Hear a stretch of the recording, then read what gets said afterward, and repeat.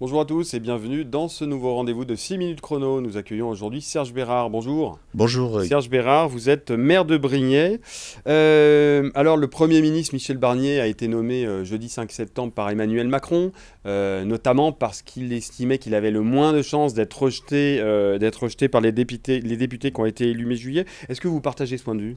Bien sûr, je pense qu'on aurait pu y penser déjà, ça fait 2 mois qu'on est sur le sujet. Mm. Je pense que Michel Barnier fait partie des rares solutions possibles dans ce contexte pour aller au moins vers le vote d'un budget qui est indispensable au fonctionnement. Et est-ce que vous faites partie des 74% de Français qui estiment que Emmanuel Macron n'a pas tenu compte des résultats des législatives? De toute façon, quel que soit le choix, on pourrait toujours dire qu'il n'a pas tenu compte du résultat législatif. Personne ne peut être satisfait du choix à partir du moment où, c'est sur le fond, puisqu'il n'y a pas de majorité désormais. Donc, il peut contenter personne, en fait, par son choix. Donc, c'est un choix de bon sens pour essayer, malgré tout, d'avoir un homme d'expérience capable de mettre en place les conditions d'un accord sur un budget. Dans cette situation exceptionnelle, on le rappelle. Justement, vous parliez de majorité. Alors, selon vous, il n'y aura aucun projet du gouvernement qui pourra être mis en œuvre parce que de toute façon, il n'y aura pas de majorité. Ça, c'est ce que vous défendez. En fait, je crois que quand on gère une organisation, quelle qu'elle soit, et en particulier dans le champ politique, il faut prendre les choses telles qu'elles sont. La réalité du monde aujourd'hui, c'est qu'il n'y a pas de majorité.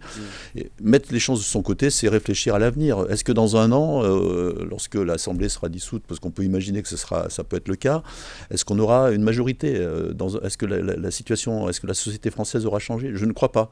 Et je suis étonné de voir à quel point on se focalise sur la question. Bon, bien sûr, il faut répondre, vous l'avez dit, avec Michel Barnier, on répond à une question, celle du court terme et du gouvernement, mais à moyen terme. Est-ce qu'on va rester dans cette situation où finalement on n'a pas de majorité, donc pas de ligne politique cohérente?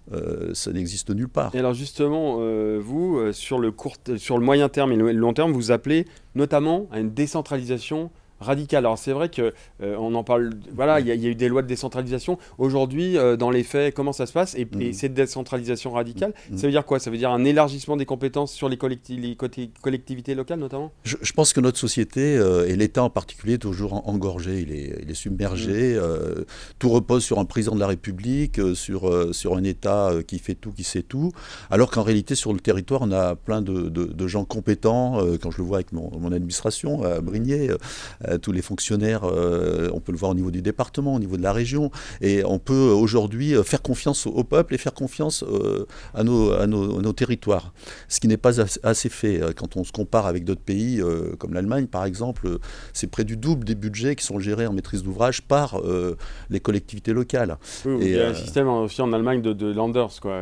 Oui, mais nous, on a des régions et on a les compétences. Est-ce que par exemple, vous parliez de la région, mais est-ce que par exemple, on en parle beaucoup, il y en a alors notamment Auvergne-Rhône-Alpes et Provence-Alpes-Côte d'Azur qui poussent pour élargir leurs compétences, notamment sur la sécurité. Ça, typiquement, par exemple, ça pourrait être la sécurité, elle pourrait être un peu... Bien sûr, la sécurité est un enjeu majeur. On voit que l'État est là aussi souvent dépassé.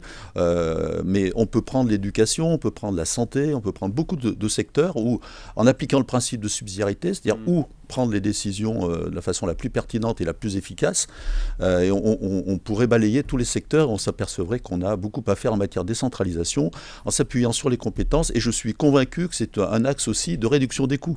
Oui, parce que moi, alors vous parlez de coûts, justement vous posez cette question, c'est que on finance ça comment? Enfin, il y a aussi ça. Alors, pour le moment, il y a les dotations globales de fonctionnement qui sont versées par l'État. Oui, alors, Décentralisation radicale, ça veut dire comment ça se finance? ça veut dire qu'il faut repenser aussi la fiscalité. Qu'est-ce qu'on alloue au territoire? Alors moi, j'ai pas toutes les réponses, mais je pense qu'aujourd'hui, il y a une opportunité finalement. Cette situation politique exceptionnelle de blocage devrait conduire à tous les leaders politiques à se mettre autour de la table et à réfléchir à nos institutions. On a vu que c'était Sans quand même tabou. compliqué que les leaders politiques se mettent autour de la table, quand même. Oui, je sais, donc peut-être que c'est un peu une bouteille à la mer, ce discours, mais il y a aussi aujourd'hui des femmes et des hommes qui y pensent. Prenez, moi je soutiens l'initiative et je me sens proche de quelqu'un comme David Lisnard, qui est président des maires de France aujourd'hui, qui a cette vision de la décentralisation, la vision de dire faisons confiance aux Français. on peut se responsabiliser aujourd'hui. Cette société telle qu'elle est construite, cette société politique, infantilise. Les maires n'ont pas toute l'autonomie qu'ils devraient avoir. Aujourd'hui, vous savez, par exemple, c'est pas nous qui payons, on déclenche la dépense, mais on paye pas, on est sous contrôle. Et ça coûte cher tout ça, en fait. Donc, s'engager vers une démarche de centralisation... Finalement, c'est revoir nos institutions, en fait, ce que vous dites. Bah oui, je pense qu'il faut oser. Le général de Gaulle, au moment où il fallait sortir de la colonisation, on avait la guerre d'Algérie, face à une situation bloquée, a proposé une réponse intelligente à un moment donné. Aujourd'hui, on a une situation de même nature du point de vue institutionnel, même si le contexte n'est pas aussi grave, quoique. Et donc, sachons se remettre en cause. C'est la moindre des choses. Non, mais en tout cas, voilà, c'est ce que vous dites. Les deux périodes ne sont pas les mêmes. En tout cas, situation exceptionnelle, réponse exceptionnelle. C'est ce qu'on verra en tout cas avec Michel Barnier qui continue ses négociations. Merci Serge Bérard d'être venu sur le plateau de 6 minutes chrono. Et je vous dis à très bientôt pour de nouvelles aventures, pour un nouveau 6 minutes chrono. Allez, Merci, au revoir. Guillaume.